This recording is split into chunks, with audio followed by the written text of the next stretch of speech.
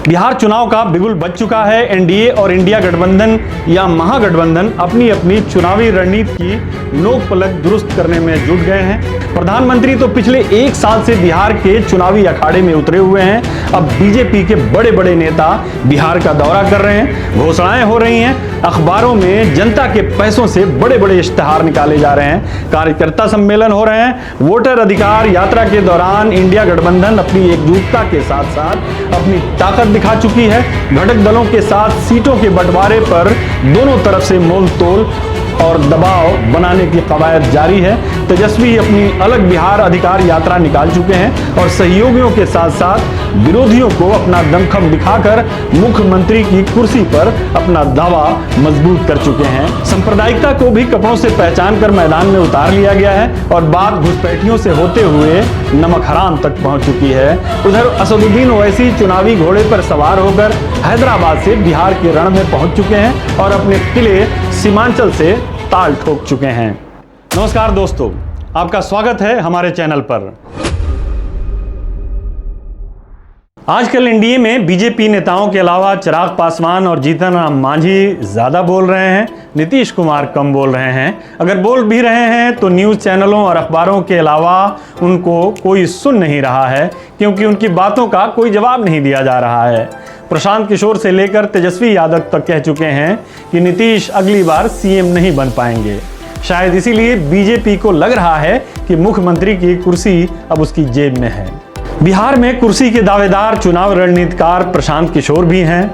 घाट घाट का पानी पीने के बाद अपनी यात्राओं के जरिए बिहार की कायाकल्प के सपने दिखा रहे हैं। बिहार में फैक्ट्रियां लगवा रहे हैं, पलायन रुकवा रहे हैं। यादवों के बच्चों को मुख्यमंत्री बनाने के बाद अब MY समीकरण से M को निकालकर और Y को किनारे लगाकर मुसलमानों को 40 से 45 विधानसभा सीटों पर जीत के सपने दिखा रहे हैं। पीके आजकल आंदोलनकारी केजरीवाल की याद दिला रहे हैं। जिस तरह अपने राजनीतिक जीवन के शुरुआत में केजरीवाल कांग्रेस और बीजेपी के नेताओं पर भ्रष्टाचार के आरोपों की झड़ी लगा रहे थे, वैसे ही प्रशांत किशोर बिहार में जदयू और बीजेपी के नेताओं पर भ्रष्टाचार के आरोप लगा रहे हैं। उनके हमले इतने तेज हो गए हैं कि अब लोग कहने लगे हैं कि हाइड्रोजन बम तो राहुल गांधी फोड़ने वाले थे, फोड़ प्रशांत किशोर रहे हैं। ये अलग बात है कि उनके हमलों की जद में बीजेपी का कोई बड़ा नेता शामिल नहीं है। बीजेपी के बड़े नेता का मतलब समझते हैं ना आप। और दूसरी बात यह है कि किसी के ऊपर चुनाव प्रचार के दौरान आरोप लगा देना एक बात है और उस आरोप पर कायम रहना और अदालती कार्रवाई में उस आरोप को सही साबित कर देना अलग बात है। आपको याद होगा केजरीवाल ने नितिन गडकरी पर भ्रष्टाचार के आरोप लगाए थे, लेकिन बाद में माफी मांग ली थी। 2G घोटाला और कोयला घोटाला का जनाजा भी चुनाव के कुछ सालों बाद ही लोगों ने निकलते हुए देख लिया था। सवाल यह है कि क्या पीके चुनाव के बाद भी अपने आरोपों पर कायम रहेंगे, क्योंकि उन्हें भविष्यवाणियां करने और शर्तें लगाने का भी शौक है और भविष्यवाणी पूरी होने या न होने दोनों स्थितियों में अपनी शर्तों को भूल जाने का शौक है। ये वही पीके हैं जिन्होंने 2021 में पश्चिम बंगाल विधानसभा चुनाव में ममता बनर्जी का चुनाव मैनेज किया था। उस चुनाव के ठीक बीच में उन्हें मोदी लहर के साथ साथ ममता का मुस्लिम तुष्टीकरण भी दिख गया था। जब बात पकड़ी गई तो कहने लगे कि बीजेपी 100 का आंकड़ा पार नहीं करेगी। अगर ऐसा हुआ तो वो चुनाव मैनेज करना छोड़ देंगे। बिल्कुल वैसा ही हुआ था। बीजेपी 100 का आंकड़ा नहीं पार कर पाई थी। शर्त के मुताबिक तो प्रशांत किशोर को चुनाव मैनेज करना नहीं छोड़ना चाहिए था, लेकिन वो प्रत्यक्ष राजनीति में उतर आए। यानी उन्होंने पहले ही से मन बना लिया था कि अब बहुत हो चुका दूसरों को चुनाव जितवाना, अब खुद जीतेंगे। इस दौरान उन्होंने 2024 के लोकसभा चुनाव में भी एक भविष्यवाणी की। कहा इस बार बीजेपी अपना पिछला रिकॉर्ड तोड़ देगी। दूसरे समीक्षकों का आखिर तक कोस कोस कर मजाक उड़ाते रहे, शर्त लगाते रहे। उस चुनाव में बीजेपी का प्रदर्शन कैसा था ये सबको मालूम है। खैर, प्रशांत किशोर पर विस्तृत बात किसी और वीडियो में की जाएगी। यहाँ महागठबंधन या इंडिया गठबंधन की चुनावी तैयारियों की और आपसी उठापटक की बात करते हैं। गठबंधन की राजनीति में ऐसा होना कोई आश्चर्य की बात नहीं है। अक्सर चुनाव के मौकों पर ऐसी खींचातानी चलती रहती है। दरअसल जब राहुल गांधी वोटर अधिकार यात्रा की अगुवाई कर रहे थे, उसी समय ये लगने लगा था कि कांग्रेस यात्रा की सफलता को बिहार चुनाव में बार्गेनिंग चिप की तरह इस्तेमाल करेगी। क्योंकि 2020 के विधानसभा चुनाव में जब राजद और महागठबंधन ने कांग्रेस को 70 सीटें देने का फैसला किया था, तो बिहार की राजनीति पर नजर रखने वाले तमाम समीक्षक राजद की दरियादिली देखकर चौंक गए थे। उन 70 सीटों में से कांग्रेस मात्र 19 सीट ही जीत सकी थी। उस समय यह कहा गया था कि कांग्रेस को जरूरत से अधिक सीटें दे दी गई हैं। उनका स्ट्राइक रेट की खराबी की वजह से तेजस्वी मुख्यमंत्री नहीं बने। कांग्रेस का कहना था कि उसे ऐसी सीटें दी गई जहां एनडीए मजबूत थी। अब महागठबंधन में 2 नए दल शामिल हो गए हैं और उन्हें भी गठबंधन में एकोमोडेट करना है, उन्हें भी सीटें देनी है। इसका मतलब ये हुआ कि पिछली बार जिस फॉर्मूले पर सीटों का बंटवारा हुआ था वो अब कायम नहीं रहेगा। कांग्रेस और राजद दोनों को अपनी कुछ सीटें खाली करनी पड़ेगी। सीटों के बंटवारे के हवाले से अभी बात सूत्रों के हवाले से ही बाहर आ रही थी कि बिहार राज्य कांग्रेस समिति के प्रभारी कृष्णा अल्लावरू से जब गठबंधन के मुख्यमंत्री के चेहरे के बारे में पूछा गया तो उनका जवाब था, बिहार का सीएम बिहार की जनता चुने तो बेटर है। इस बयान को राहुल गांधी की वोटर अधिकार यात्रा की सफलता के नतीजे के तौर पर देखा गया। इस यात्रा की सफलता का अंदाजा सिर्फ इस बात से लगाइए कि सरकार को इसे लाइमलाइट से हटाने के लिए आनन फानन में एक विवादास्पद संविधान संशोधन बिल लेकर आना पड़ा था। लेकिन सच्चाई ये भी है कि उस यात्रा को सफल बनाने में महागठबंधन के घटक दलों ने जो एकता दिखाई थी उसका बहुत बड़ा हाथ था उसमें। तेजस्वी, मुकेश सहनी, दीपांकर भट्टाचार्य पूरी यात्रा के दौरान राहुल गांधी के साथ साथ चले।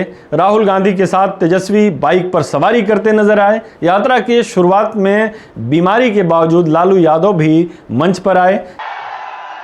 लोकतंत्र को मजबूत होने दीजिए।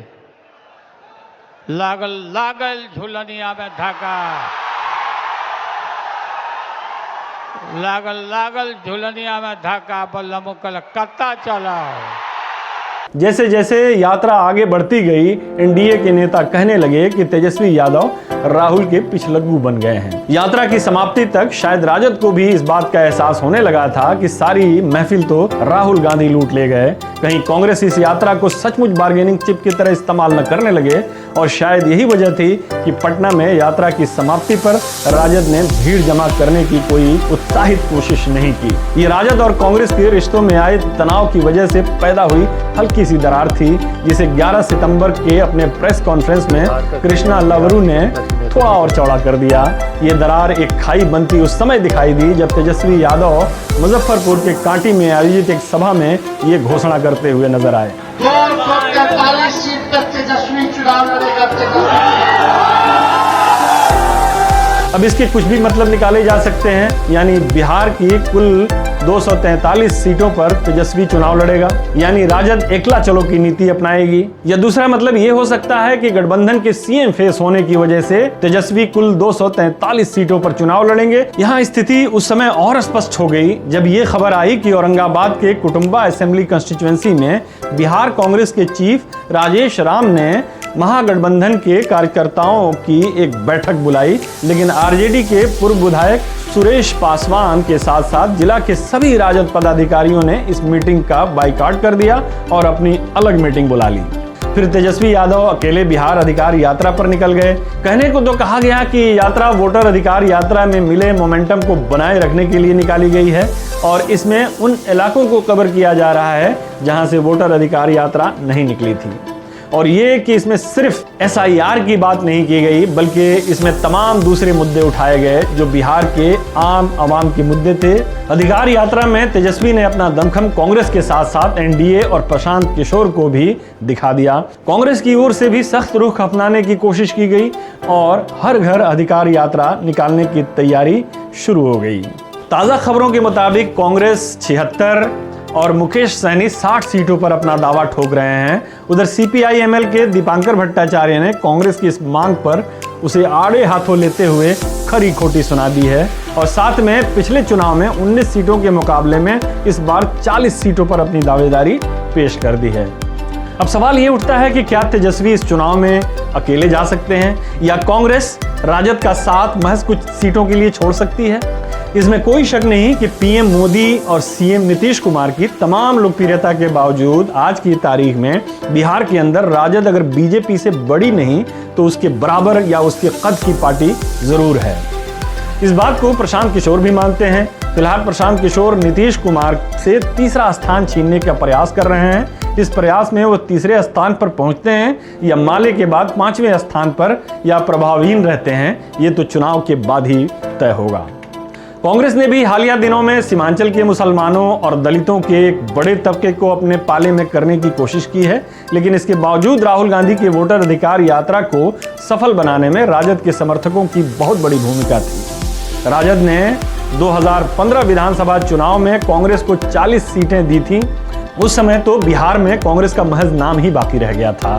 नीतीश कुमार और लालू को महागठबंधन में कांग्रेस को मजबूरी के तहत लाना पड़ा, ये दिखाने के लिए कि भाजपा के खिलाफ विपक्ष एकजुट है। क्योंकि 2020 के चुनाव के फौरन बाद हुए उपचुनाव में राजद ने कांग्रेस के कोटे की सीटों पर हाथ साफ कर लिया था। वो भी एक लंबी कहानी है, उसमें कन्हैया कुमार और भक्त चरण दास जैसे किरदार सामने आते हैं। उन चुनावों में कांग्रेस ने दमखम दिखाने की कोशिश की, लेकिन बात धाक के 3 पात से आगे नहीं बढ़ सकी। अकेले चुनाव लड़ने का फायदा राजद को भी नहीं हुआ।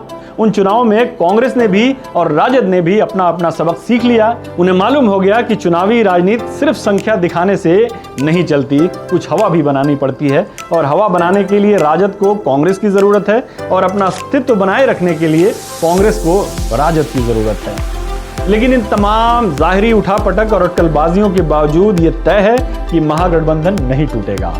कम से कम राजद, कांग्रेस और वाम दलों का गठबंधन तो बिल्कुल ही नहीं टूटेगा। अंदर की बात यह है कि सीटों के बंटवारे का फॉर्मूला तय हो चुका है, कुछ आखिरी खाना पूरी बाकी है, जिसके बाद इसकी घोषणा कर दी जाएगी। लेकिन इस बात की परिकल्पना तो की ही जा सकती है कि यदि विधानसभा चुनाव में तेजस्वी यादव और राहुल गांधी अलग अलग रास्ते अपनाते हैं तो क्या होगा। होगा ये कि एनडीए को एक तरह से वॉक ओवर मिल जाएगा और सिर्फ ये देखना बाकी रह जाएगा कि एनडीए कितने सीटों की मार्जिन से सरकार बनाती है। आने वाले समय में बिहार की राजनीति में और बहुत बड़े बड़े उठापटक होने हैं। अभी बहुत सारे लोगों को एक पार्टी से निकलकर दूसरी पार्टी में जाना है, पाले बदलने हैं और बहुत सारा खेल अभी बाकी है। अभी चुनाव जैसे जैसे नज़दीक होगा और भी बहुत सारी चीज़ें अनफोल्ड होंगी। फिलहाल इतना ही। आपका बहुत बहुत शुक्रिया। अगर वीडियो पसंद आए तो हमारे चैनल को सब्सक्राइब करें, इस वीडियो को लाइक करें। बहुत बहुत धन्यवाद।